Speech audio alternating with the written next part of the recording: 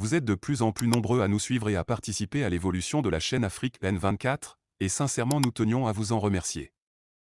Nous lisons tous vos commentaires qui enrichissent le débat et vraiment nous vous demandons de nous soutenir, en aimant les vidéos pour une large diffusion, et pour continuer à avoir une ligne éditoriale indépendante, et vous proposer de nouvelles émissions toujours de plus en plus enrichissantes. Ne restons pas passifs, soyons actifs. Merci et à bientôt. Bonjour, bonsoir tout un chacun, chers Togolais. Il sonne chez moi 15h24, aujourd'hui le 31 2023. Nous sommes dans le mois de mai. Je veux m'adresser spécialement au directeur général de l'OTR. OTR qui veut dire Office Togolaise des recettes.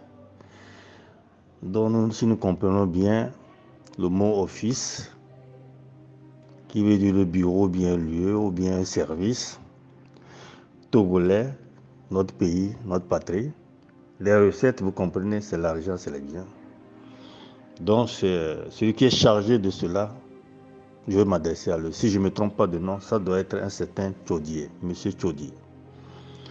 Oui, pourquoi m'adresser à vous en pleine journée comme ça? C'est parce qu'il y a un audio qui circule il y a de cela 72 heures sur les réseaux sociaux. Cet audio, c'est un citoyen togolais résidant dans la région des Savanes qui s'est beaucoup plaint du service des OTR dans la région des Savanes. Ce jeune homme, quand il a fait l'audio, moi je ne l'ai pas écouté. Plusieurs me l'ont envoyé sur des plateformes, mais à mon inbox, plusieurs me l'ont envoyé. Je ne sais pas si les gens me l'envoient parce que je suis de la région des Savanes, ou bien ils l'envoient parce que ce citoyen est de la même région que moi. Mais je n'ai pas voulu répondre à ceux et à celles qui m'ont envoyé ça. Certains même m'ont demandé que M. Koulani, il faut réagir. Je ne sais pas si eux ne réagissent pas, c'est seulement Koulani qui va réagir. Ceci dit, en écoutant l'audio, je vois que le citoyen togolais là, il s'est bien exprimé, il s'est lamenté, il a montré ce qui se passe dans la région des Savanes avec le service de l'OTR et les citoyens. Mais il y a un mot là, une phrase qu'il a lâchée, c'est ça qui m'a mis mal à l'aise aussi dans son élément.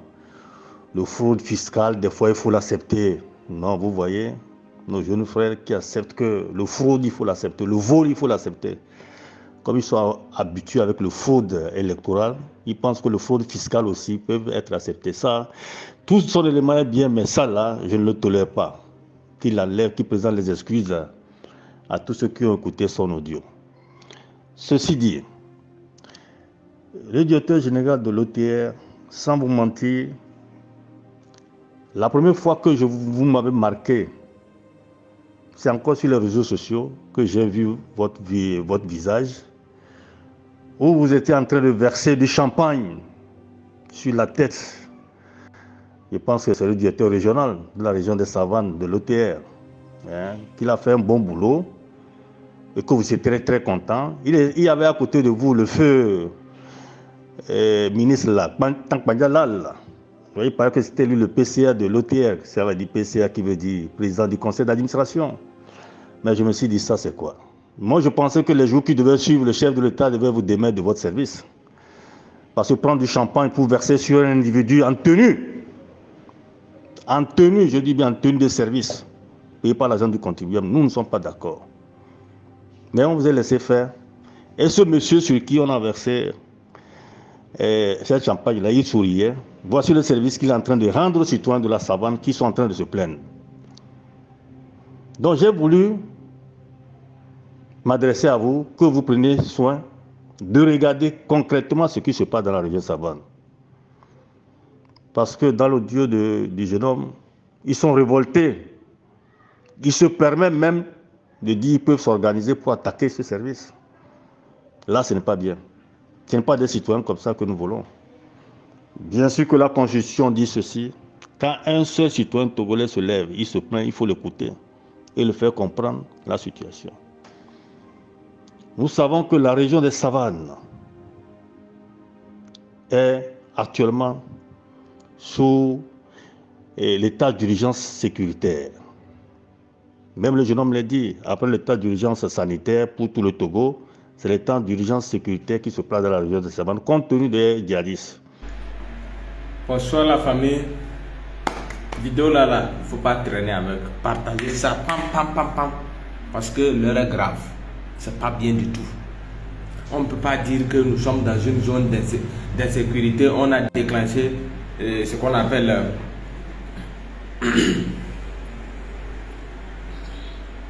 C'est trop. C'est trop. Je manque de mots même. Je manque de mots. On dit nous sommes en état d'urgence sécuritaire dans la savane. Mais cela ne sert à rien.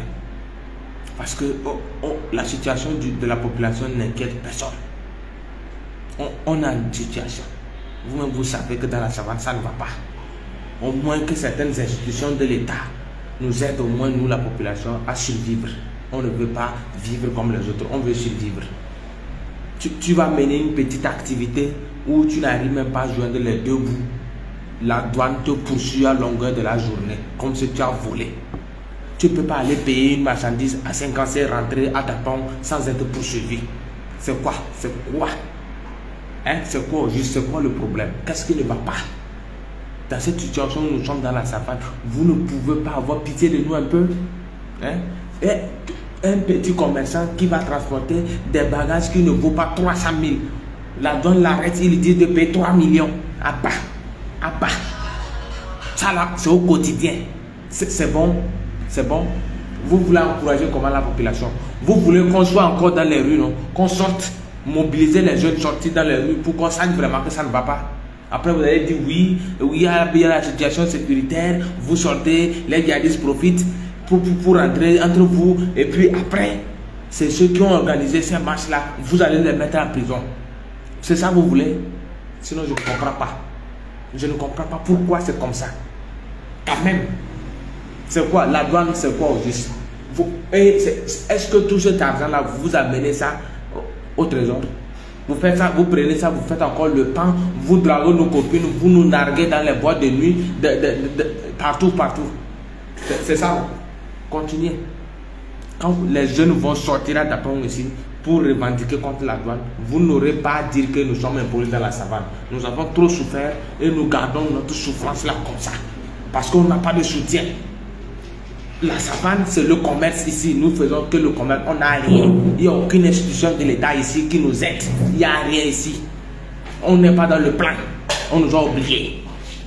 Donc, on se bat pour gagner notre pain dans nos petites activités commerciales, des échanges avec nos frères de 57 de Burkina. Mais quand tu paies net une petite marchandise pour rentrer à Dapong, ils sont là avec leur 4x4. Ils roulent même à vitesse impossible. Ils roulent à vitesse impossible. Si vous voyez la voiture de douane traverser la ville de Dapong, vous n'allez pas comprendre que c'est des gens qui sont appelés à amener l'ordre dans une ville. Ils roulent comme des voyous. Ils passent dans tous les carrefours, dans tous les sens. Tout ça là pour aller récater des pauvres citoyens. Vous voulez que les gens vont sortir, non?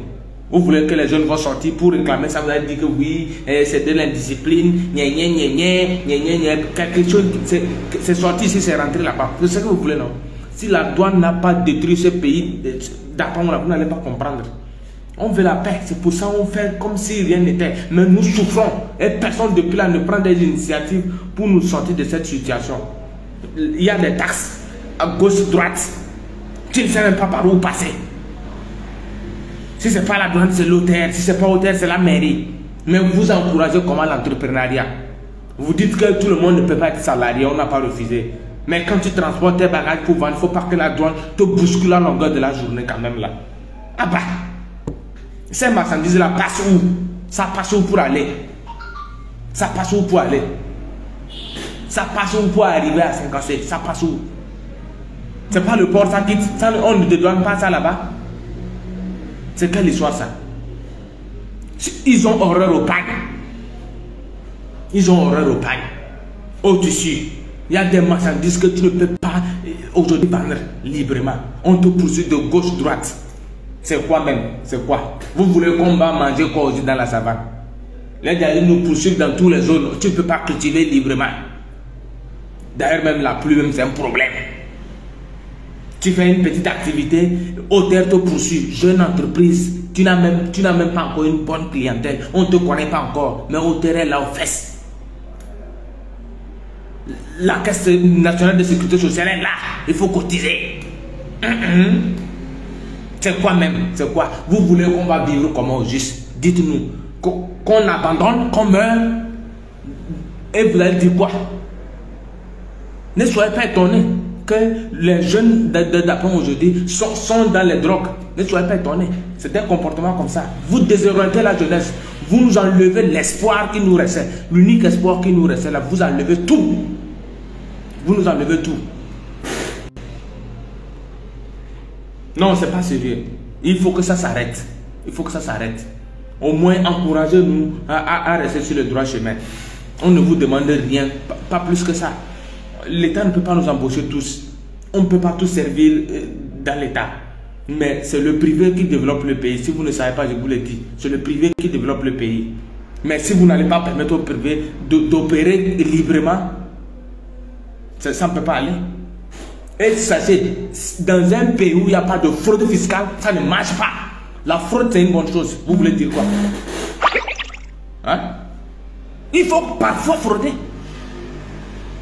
Il faut parfois frauder. On n'a pas dit ça chaque jour. Je n'encourage pas la fraude. Mais il faut quand même que certains puissent parfois au moins arranger certaines choses à travers la fraude.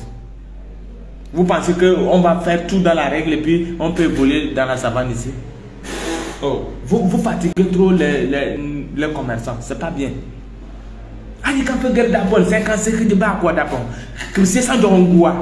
Ils sont souvent combien? Si un jour les jeunes font une équipe venir les frapper là-bas comme de n'importe quoi, vous allez dire quoi? Hein? Quand tu veux parler, oui, nous aussi on a des obligations, on a des quotas, on a des montants à verser. C'est quoi ça? C'est nous que vous allez raqueter? Vous êtes sûr que vous faites bien le compte? Hein? Vous êtes sûr que vous faites bien le compte? Quand tu veux parler net, oui, toi tu dis que tu as la bouche, non, tu dis que tu es condamné, on va te mettre en prison. Mais c'est quoi encore? C'est quoi la prison? C'est quoi la prison? Qu'est-ce que nous appelons par la prison ici? Hein? Est-ce qu'on va vivre, vous voulez, cette vie dans laquelle nous sommes dans la savane ici, où un jeune ne peut rien faire, n'est pas une prison? On est délaissé, on a oublié. Il n'y a qu'aujourd'hui les drogues, la boisson qui nous est restée. C'est ça, les deux là, drogue, boisson. Vous venez voir dans la ville le nombre de jeunes qui sont délaissés dans ça. Ils passent leur temps à nouer leurs soucis dans chicha, dans la drogue et l'alcool. La prostitution au haut niveau. Allez à Ouaga voir nos jeunes sœurs qui sont là-bas. Allez-y voir. Tout ça à la cause de quoi? L'extrême souffrance. C'est-à-dire, tu ne peux même pas avoir la chance de toucher un domaine où tu vas t'en sortir. Il n'y en a plus. Il n'y en a plus. Il n'y en a plus. C'est pas sérieux. Même ballon, même on ne joue même là d'accord. Ballon qui peut occuper un peu les jeunes, ça ne marche plus. Rien, rien. Tout le monde est déboucholé, on est découragé. On a été frappé par Covid. Nous, on a été encore plus sévis que toutes les régions. On a plus sévi ici. On sort net d'un Covid. Voilà la situation sécuritaire qui tombe bas. Donc, nous, on est là dans la souffrance. Hein? Aucune subvention de l'État pour nous soutenir. Les gens entreprennent. On fait de notre mieux. Cette ville-là, d'abord, c'est des jeunes qui se battent à longueur de la journée. Et n'oubliez pas, on a encore plus de diplômes ici. Et après Lomé, là, après Lomé, la ville la plus peuplée encore, c'est ici. Après Lomé, c'est ici, c'est d'abord. Mais quel avantage nous avons ici? Quel avantage nous avons? Quel avantage nous avons? Hein? On est réputé être la région la plus pauvre du Togo. Ça là, c'est pas une qualité. On ne peut pas nous dire qu'on est pauvre et puis on ne fait rien pour nous sortir de cette pauvreté. C'est quel classement vous nous faites comme ça? Et puis vous ne faites rien pour nous. Vous ne faites absolument rien. C'est pas sérieux. Quand tu veux parler, oui, on te donne des couleurs politiques. Moi, je ne suis pas dans ces couleurs politiques-là. Moi, je suis quelqu'un qui veut que ça change. Je ne suis pas en train de critiquer le chef de l'État ou bien sa politique. Je suis en train de critiquer des faits sociaux, des trucs qui se passent, qui ne sont pas bien. C'est pas bien. La mairie est là, elle ne fout rien, elle ne fait rien comme elle n'a aucun plan de développement. Mais elle se permet de racketter les boutiques de tout partout. Mais vous faites quoi avec cet argent? Qu'est-ce que vous avez déjà créé en tant qu'une mairie? Qu'est-ce que vous avez déjà créé? Zéro. Vous n'avez rien créé. La douane. La douane, la douane. La douane va nous tuer. La douane va tuer le marché des 56, vous allez voir. Vous ne voulez pas que ça marche, non? La plupart d'aujourd'hui, des gens de 56 traitent avec les Ghanéens. Parce que le Burkina s'est gâté. Même nous, maintenant, on n'a rien. On n'a rien. Tout ça à cause de quoi? À cause de quoi? Au port, si tu payes une voiture de 600 000, tu vas la dédouaner à 700 000. C'est la douane on achète ou bien c'est la voiture? C'est les papiers on achète. Tu vas aller assurer ta voiture. Tu ne sais même pas comment t'en sortir. C'est quoi? C'est quoi? Mais en écoutant l'audio, nous voyons que le service de l'auteur exagère. Il exagère dans la gestion savante, selon ce jeune homme. Mais moi, Kolani, je dirais que l'auteur même exagère sur la terre de nos aïeux. J'ai eu la chance d'envoyer une lettre officiellement au ministre de l'époque, Ayassor, ministre des Finances, pour lui demander une assise. Je l'ai envoyé en tant que porte-parole des entrepreneurs pour demander une assise qui devait être composée du service du ministère des Finances, pour ne pas dire le Trésor, les banquiers, le service des impôts, pour ne pas dire l'OTR, et nous-mêmes les entrepreneurs, pour qu'on puisse discuter sur certaines taxes. Mais cette rencontre n'a pas pu avoir lieu. Peut-être que c'est une négligence de sa part, ou bien il ne voulait pas, mais je parle du ministre Ayassor, tant mieux, aujourd'hui ça nous rattrape. Oui, le service de l'OTR, vous voyez, trop d'impôts tue des impôts. Et puis quand vous taxez trop vos populations, ce n'est pas bien. Les journalistes de ce pays même se permettent d'être vos communicateurs pour demander à la population, payez vos taxes, que c'est l'État roule sur les taxes. Oui, quel État qui peut rouler sur les taxes? Ce n'est pas parce qu'ils sont colonisés par des Français qui roulent seulement que sur des taxes, que ces colonies aussi vont rouler sur des taxes. On ne peut pas avoir un pays comme le Congo, voire même notre pays, le Togo, qui regorge certaines ressources minières et consorts, même humains, et qu'on va vivre sur les taxes. Si je donne souvent cet exemple banal, quand vous prenez la Libye, quand Kadhafi était là, il n'y avait pas de taxes. Plutôt, c'est l'État qui payait aux individus. Donc quand vous dites que c'est l'État, il faut toujours taxer. Non, pourquoi? C'est pourquoi je demande qu'il faut que les intelligences là, il faut qu'on s'assied pour réfléchir, pour sortir nos potentialités, nos connaissances, nos savoir-faire, pour construire nos génies, pour construire cette nation. Nous ne sommes pas des consommateurs, des copieurs pour un gros zéro. Copier l'Occident parce que c'est comme ça, parce que j'ai fréquenté ici, c'est comme ça, on taxe. Non, chaque pays avec ses réalités. Chaque pays avec ses réalités. Donc, monsieur le directeur général de l'OTR, je pense que je m'adresse à vous pour ne pas vous dire je vous interpelle, pour que vous écoutez l'audio de ce jeune homme et faire diligence. Et faire diligence avec vos éléments qui se trouvent dans la région des savanes pour qu'ils soient à raison gardés, comme on dit, pour que ça ne soit pas, je ne sais pas, abus de service ou bien chose, comment piétiner ses propres citoyens. Hein? Bien sûr que l'OTR, avec une discrimination positive, vous pouvez les faire cas par cas, compte tenu de cette région qui est sous la mesure d'urgence sanitaire, qui vient de sortir, qui est encore sous la mesure d'urgence sécuritaire. Voir comment est-ce que vous allez aménager avec la population pour que la paix puisse régner. Parce que moi, Kolani, je prône toujours la paix, l'unicité. C'est ce que je demande même au chef de l'État, hein, pour qu'il puisse appeler tout le monde, pour qu'on s'assied, pour regarder comment construire le Togo. Puisqu'il y a trop de ficelés au Togo. Les prisonniers politiques, à cause de la politique, les gens sont en prison. À cause de la politique, les gens sont en exil. Beaucoup de frustration dans le pays. Et il est temps quand même qu'on se ressaisisse. Donc je veux m'arrêter ici. Toutefois, en demandant au directeur général de la douane ou bien de l'OTR que c'est M. Koulani Bineng qui lui demande ses services.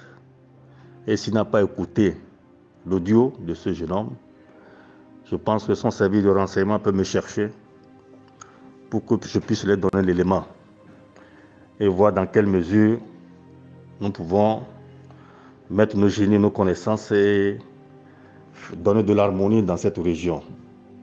Bien sûr que c'est tout le Togo qui nous importe, mais on dit souvent celui qui crie, il faut l'écouter en entendant, de voir avec les autres aussi, peut-être qui ne crient pas, mais qui se taisent, mais qui tordent de douleur. Qui tordent de douleur. Donc, je deviens un peu long, je m'arrête ici, c'est M. Kolari de la lumière vers la lumière. Que la Providence veille. Vous êtes de plus en plus nombreux à nous suivre sur Afrique N24, et vraiment nous tenions à vous en remercier. Nous lisons tous vos commentaires qui enrichissent le débat et vraiment nous vous demandons de nous soutenir pour continuer à avoir cette ligne éditoriale indépendante, et vous proposer des émissions toujours de plus en plus enrichissantes. Merci et à bientôt. Likez la vidéo si ce n'est pas déjà fait. Laissez aussi votre point de vue en commentaire. Abonnez-vous et cliquez aussi sur la petite cloche de notification pour ne rien rater de nos prochaines vidéos. N'oubliez pas de partager aussi la vidéo et de la liker.